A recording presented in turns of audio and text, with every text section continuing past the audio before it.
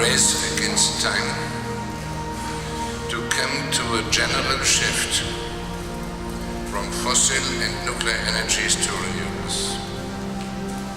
A race against time means to do this in the next decades, in this first half of the 21st century.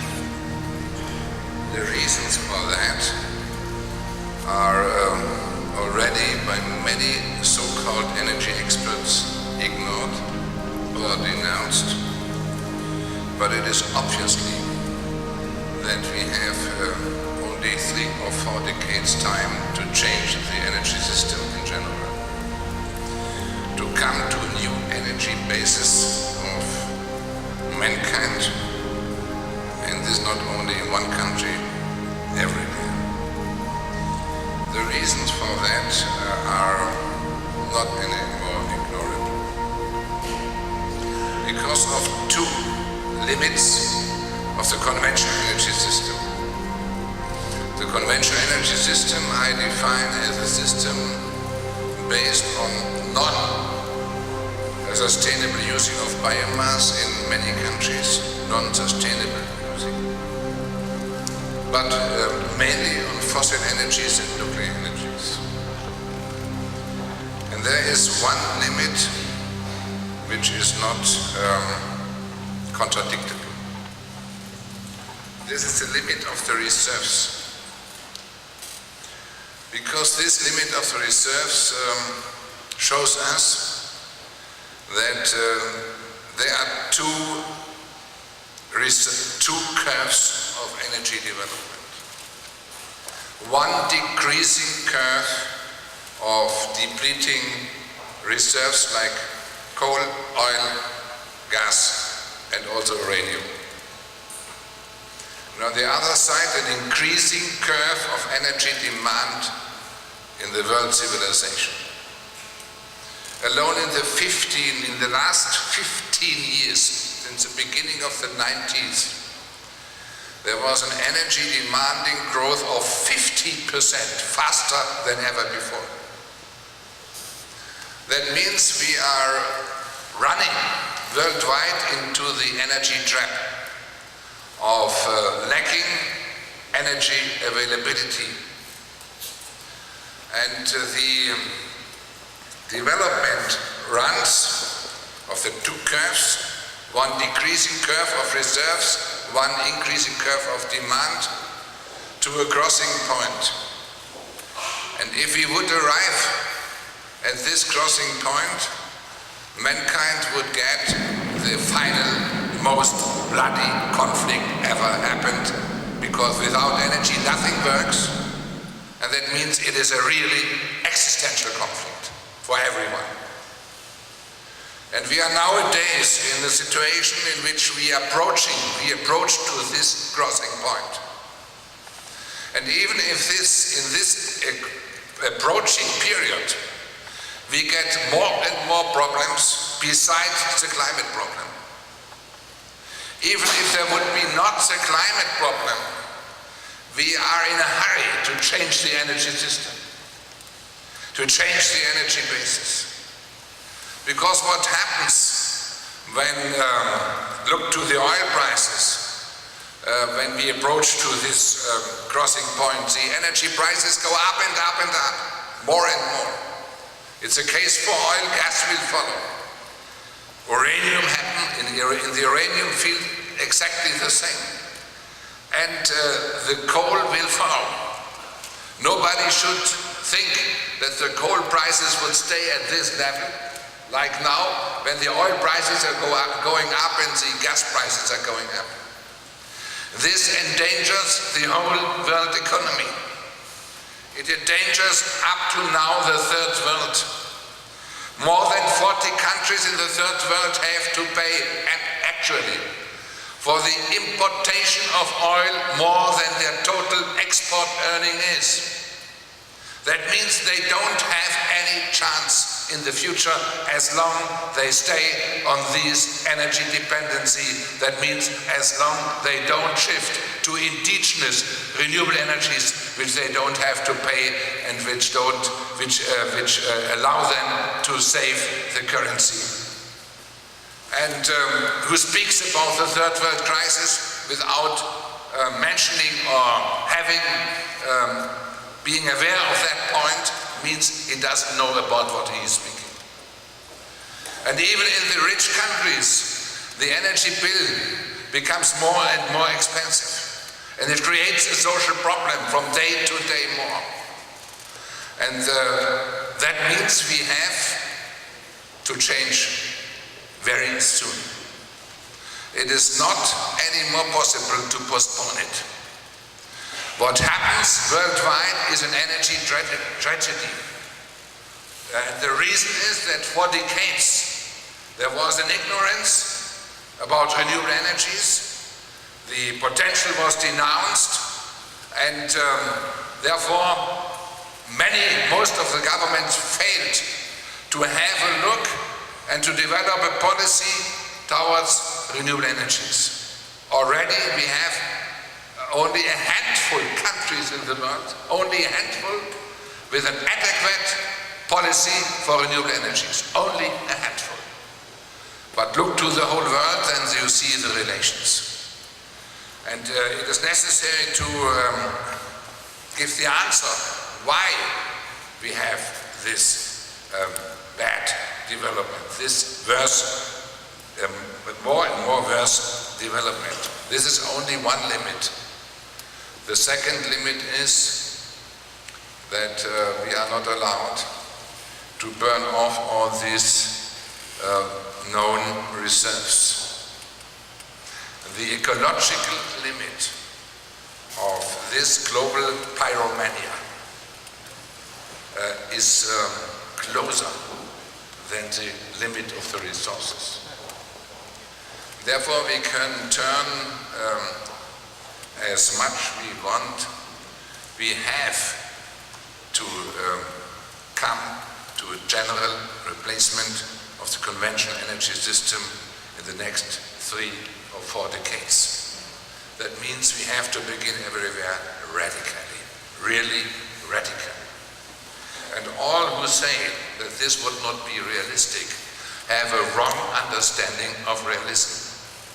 Because the most important criterion for realism is to have an adequate answer to the real problem. Who doesn't have an answer to the real problem can never be realistic. Never.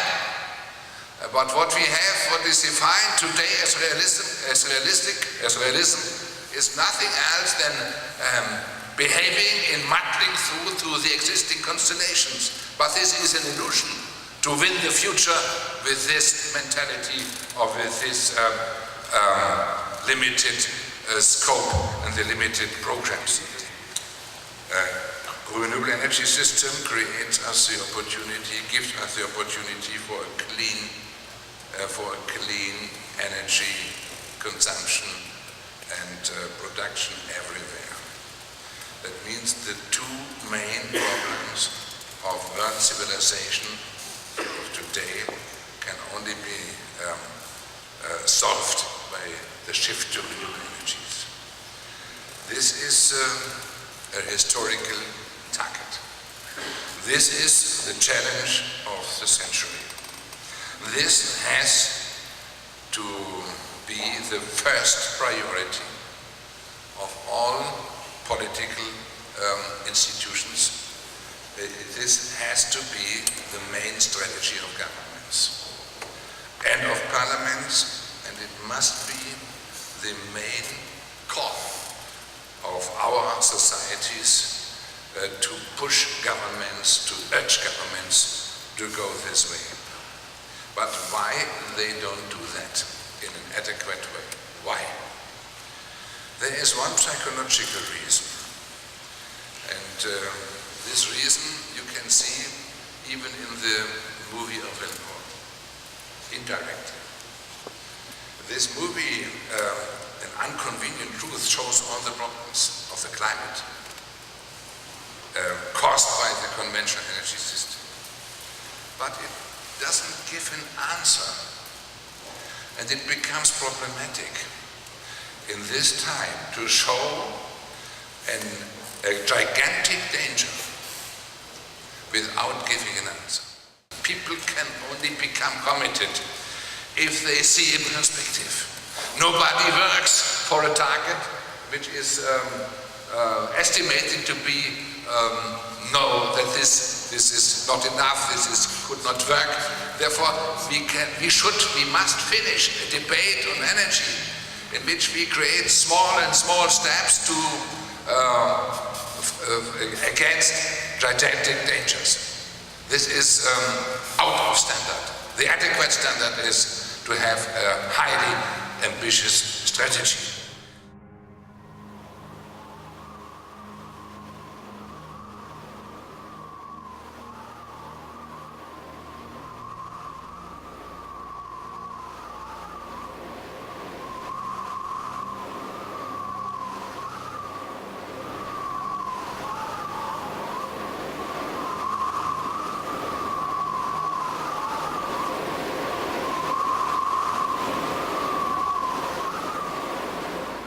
This is a psychological problem, but this doesn't give an answer to the question why there is so many reluctances, so many resistances, so many doubts, why there is such a lack of curiosity to renewable energies, although we have all this energy crisis. I think this can be explained by the already existing myth of indispensability of the conventional energy system. The protagonists of the conventional energy system say always that the potential of renewable energies would not be enough to replace fossil nuclear energies. Or they say the economic burden for the society would be too high. Or say they, it requires time, and in the meantime we need a bridge, and the bridges are new nuclear power stations, or another bridge which is already discussed, distributed in the energy debate around the world, to take clean coal power stations, to make CO2 sequestrations in coal power stations as a bridge to renewable energies. But all these things are discussed as postponements. With these proposals and with these excuses, they want to postpone the shift to renewable energies. They want to postpone it for 3 and 4 decades more to win time, in order to win time, not for going to renewables, but for keeping the existing energy structures like it is for some decades more. They know there is an end. They know it. They are not stupid. But they want to postpone it on very selfish reasons caused by the existing energy system. I think exactly as Herman Scherer says, it's going to be entrepreneurship and business opportunity. And there's a great example again in the solar business.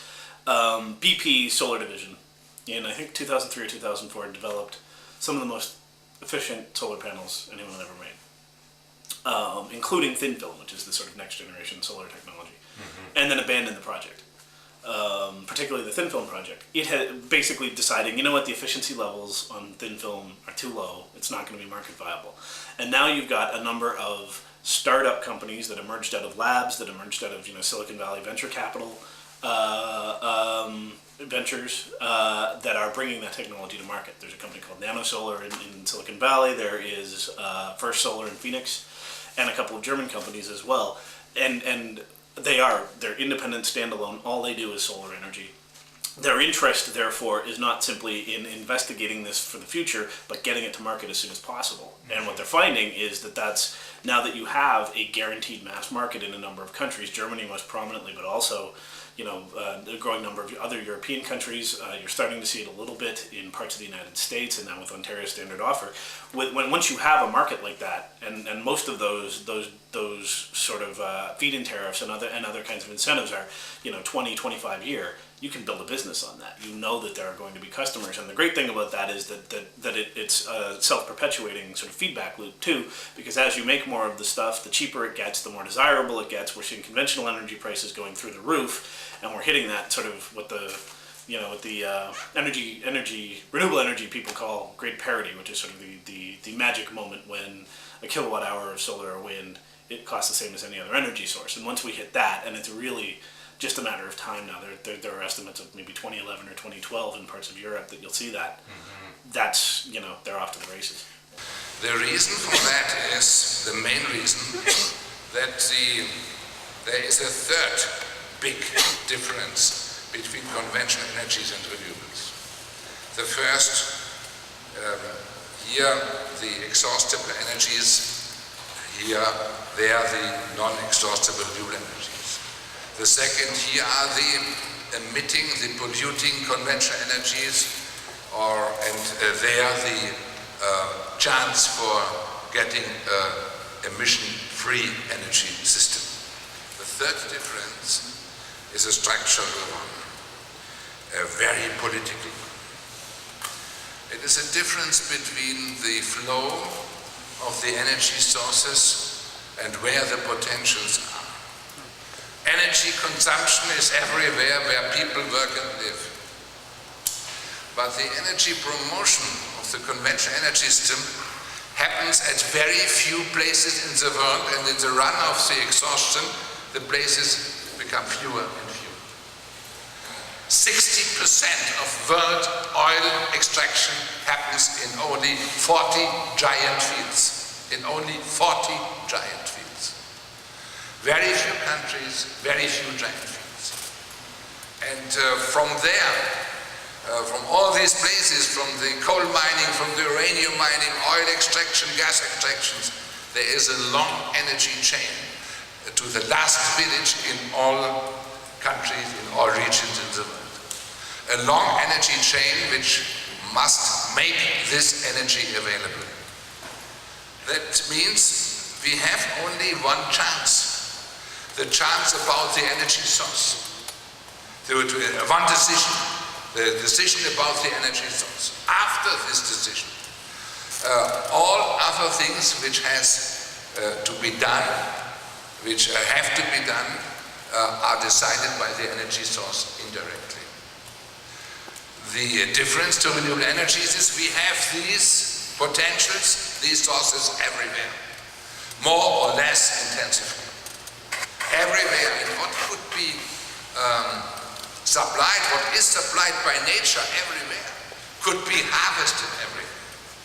That means, with the conventional energy system, we got automatically, unavoidable, a global energy system of an increasing decoupling of the spaces of energy promotion and energy consumption at the worldwide level, with a long energy chain along the energy flow, with many, many elements in these chains, and each element is a cashier. And at each element we have energy losses. The conventional energy system can never become efficient, impossible. With renewable energies we have the chance to relink the spaces of energy consumption and energy harvesting. That means the conventional energy system did lead to the present global economy with more and more existential dependencies. With renewable energies we can come to energy autonomy in each country and in each region, in each city perhaps in the world. It makes political autonomy possible for the future. Conventional energy system makes political autonomy practically impossible more and more. Probably the thing that I find the most powerful is, again, a German example. It's the plus energy houses that were built by Rolf Ditch in Freiburg. So 58 houses, all of them very standard German middle-class townhomes. They cost about the same as a standard German middle-class townhome. Every single one over the course of a year produces more energy than it consumes. So to my mind, I mean, your house as a power plant, that is an extraordinarily powerful idea to